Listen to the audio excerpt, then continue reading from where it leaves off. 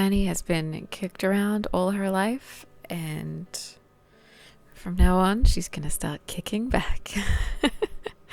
This is 1950s gun crazy. So, Barton is a sweet kid who just has a compulsion for guns. He wouldn't know how to fly. No, really, he's a pacifist. He can't stand blood or violence, but he does break into a store in order to get his hands on a gun. So after reform school and a stint in the army, Barton is now an excellent shooter, and he manages to outshoot a carnival sharpshooter called Annie Laurie. Up until now, he's only had crushes on guns, but Laurie is a real pistol. Sorry. And soon she has him joining the carnival and her act, and a ring on her finger too. But when they're forced to leave the carnival, Laurie leads them on a life of crime.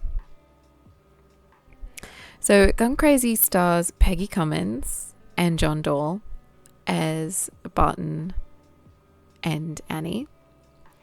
Peggy Cummins was born in Wales of Irish descent. Apparently her family were visiting Wales and there was a massive storm. So otherwise she would have been born in Dublin. So it's kind of a random little fact there. This is her most well-known movie. She was in a few films in the UK, and she was brought to Hollywood by Zanuck of 20th Century Fox, where she was considered for the role of Amber in Forever Amber, but she was thought to be too young. And after Gun Crazy, she moved back to the UK, where she married and worked in films there. So that's her story. I think she would have been quite interesting in Forever Amber, which is Forever Amber is, I guess, another story for another time kind of thing. But we also have John Dall. He was a cold-blooded killer in Hitchcock's movie Rope from 1948. And he was also in Spartacus and The Corn is Green, for which he was nominated for an Oscar.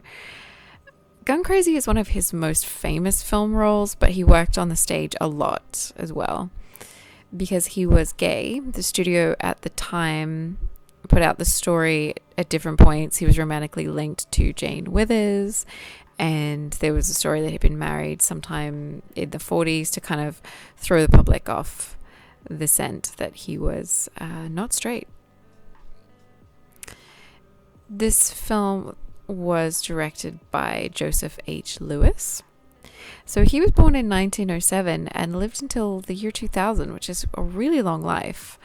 He was known as a B-movie director, and he had a certain idiosyncratic style that made him beloved by people who were starting to see directors as the authors of films. So that's the auteur theory, that the main driving creative force behind a film is the director. So yeah, by the late 60s he retired, and that's when his film started to be more and more critically talked about and acclaimed. This was one of his most famous films as director, along with The Big Combo of 1955. They're both noir films. And in 97, he was awarded a Los Angeles Film Critics Lifetime Achievement Award. And he lectured on films and on the fan circuit for films till pretty much the end of his life, which was a long time because he lived for a long time. So this film is also sometimes known as Deadly's the Female, which is such a great title for any film, in my opinion. It's based on a short story called Gun Crazy that was in the Saturday Evening Post, and that was written by MacKinlay Kantor in 1940. The general gist of the film is that Annie has a bit of a thrill, maybe even a sexual one, for danger, whilst Barton loves guns themselves and not actual violence. Together, though, they're like gunpowder in an open flame, and they're soon on a deadly downward spiral. Bonnie and Clyde and other outlaws of their ilk were probably pretty strongly still in people's imaginations and memories. I mean, the 30s were only 20 years before this film came out. Barton himself is sold to us as a bit of an innocent and an upstanding guy, led astray by a femme fatale, or a temptress, if you will. But Peggy Cummins as Laurie is kind of wonderful, and she steals every single scene. She's insane and delightful. She just chews up this film. It's amazing. And Dall is really just living in her shadow as Barton. Realistically, this was kind of bound to happen. I mean, who really cares about this weirdo who loves guns? He doesn't really have a spine.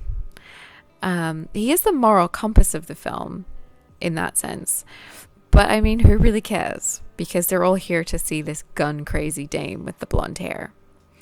So as you would expect, this film all builds to a melodramatic ending, and we're all meant to feel sorry for this poor man led astray. Only in the 1950s, folks. The screenplay was written by Dalton Trumbo and MacKinlay Kantor, who wrote the original story. Trumbo wasn't credited under his own name because at this time he was still on the blacklist, which you guys may have heard all about from the film Trumbo. Kantor was a well-known journalist, novelist, and screenwriter, and he won the Pulitzer Prize for his book Andersonville. The film was originally meant to star Veronica Lake, and the poster has Annie Laurie's character looking a lot like Veronica Lake. The director really wanted to play up the kind of sexual angle of the couple, and his direction to them was really quite blunt, telling them to be, quite literally like turned on, one by the guns themselves and the other by the thrill of firing them. So while this couldn't be explicitly stated in the 50s, it does come across quite obviously that that's kind of what we're seeing. And it's kind of a selling point of the film because it's all a bit sort of salacious and racy and that kind of thing. The story then becomes about the man's desire being okay because he's a pacifist, I guess, and the woman's desire somehow being criminal, out of control, deadly, leading the man astray. This is pretty much in line with post-war ideas about women. They had entered the workforce and done men's jobs during the war and had just taken over that role. So they were no longer really interested in being retired to the home, stepping out of the limelight, that kind of thing. So somehow this was a very frightening prospect for men returning from war, or even just that was the narrative being sold, that maybe this should be frightening. Laurie has been given a gun, been switched on, and she's now completely deadly to those around her and corrupts Barton. So it's quite a story. This is a theme in other films as well. Most notably, Attack of the 50-Foot Woman is cited as being very much about how women are suddenly looming large in the consciousness and are somehow this sort of big destructive force in the 50s, something to be feared, something to be worried about. I mean, literally, a 50-foot woman is too big for her boots. So it's a very interesting concept that's explored sometimes in 50s films. This film also has a famous bank heist sequence. So this is a little bit later in the film, and it was shot in almost a single long take. And the car interior is shot quite differently. So what they did was take the back of the car off and made a camera rig with a jockey seat where the cameraman was actually sort of stuck onto the back of the car. So this looks quite different to films of the 40s where the car was static and a background was kind of run past behind the car. If you might have seen that, it kind of often looks very green screeny. And very fake. So this looks quite different. So it gives the whole film a very different look and feel and tone compared to film noirs of the 40s, or even just crime films of the 40s. A little fun fact about this heist: there was a bank robber who served as technical advisor for these kind of spree scenes and these heists, and he was 85. So I guess you're never too old. This film has a very different look and feel to crime films. This feels much more modern, and it's looking at the poster for the film, it has a very a look and style that matches other films, but this looks quite different when you're watching it.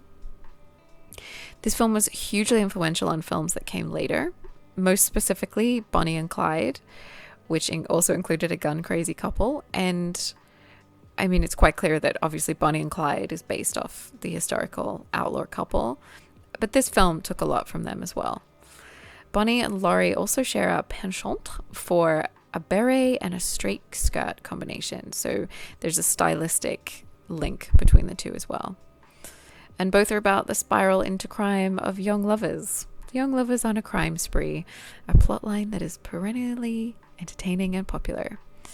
So this film is often shown at film festivals, film noir screenings, and things like that. It's become quite a classic, even though initially it was just meant to be a B movie and maybe sort of exploiting the sort of sexually charged, blonde broad with a gun kind of thing. So it wasn't really expected to do as well as it has done, but it's been quite influential, so it's one to watch. And that is Gun Crazy from 1950. So once again, thank you for joining me, and thank you for watching my videos. I know some of you have subscribed, and that's always appreciated too. You can find me on TikTok and Instagram as Hermione Flavia, and if you go to wildfiremotionpictures.com, you can find quite a big backlog of films if you want to find something to watch or something like that. And I will have another classic movie for you again real soon. Thanks for watching.